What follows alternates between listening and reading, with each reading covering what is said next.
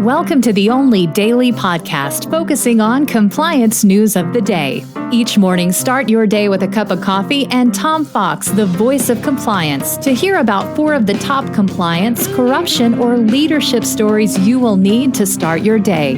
The Daily Compliance News is a production of the Compliance Podcast Network. First, a word from our sponsor.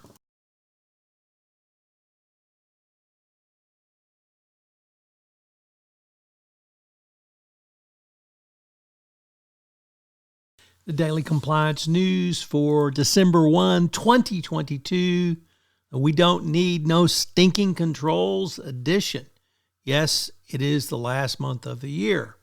But our lead story comes to us from the Wall Street Journal, which involves, of course, FTX and its sister company, Alameda. And Alameda staffers quit after SBF took over the firm and refused to institute any accounting or risk controls. He did not want to be constrained by any such controls, or we don't need no stinking controls. As a result, a former software engineer said we ended up not knowing how much money we even had. So if you want to see the beginnings of an unmitigated financial disaster, there you have it. Next up, also from the Wall Street Journal, Risk and Compliance Journal, Richard Vandefort reporting that the Department of Homeland Security has approved research that will use artificial intelligence to delve into drug supply chains and probe for weaknesses, include foreign influence. The research comes amongst intense focus on supply chain issues in the healthcare sector and a concern that has ramped up in the aftermath of panic-induced disruptions to global trade.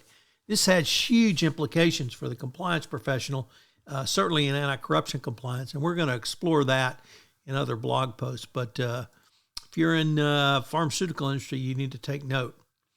Next up, also from the Wall Street Journal, Risk and Compliance Journal, this time Dylan Tokar reporting that the DOJ prosecutors targeting Russian oligarchs are going to move from yachts and private jets to their professional network of service providers that have enabled them to move and hide money.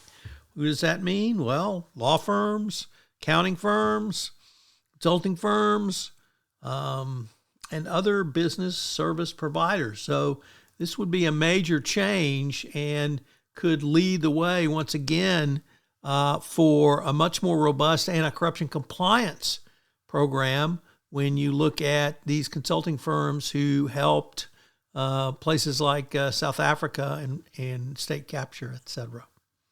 And finally, from Aljazeera, a Mozambique court is in the middle of handing down verdicts in a $2 billion corruption case. Can't tell you what those verdicts are because they're reading a 1,500-page verdict form that will take 5 days to do so. But a verdict has come down in the $2 billion Mozambique corruption case. The Daily Compliance News is a production of the Compliance Podcast Network and a proud member of C-Suite Radio. Thanks so much for listening. I hope you'll join me again tomorrow.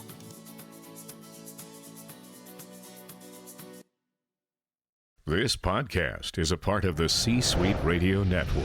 For more top business podcasts, visit c-suiteradio.com.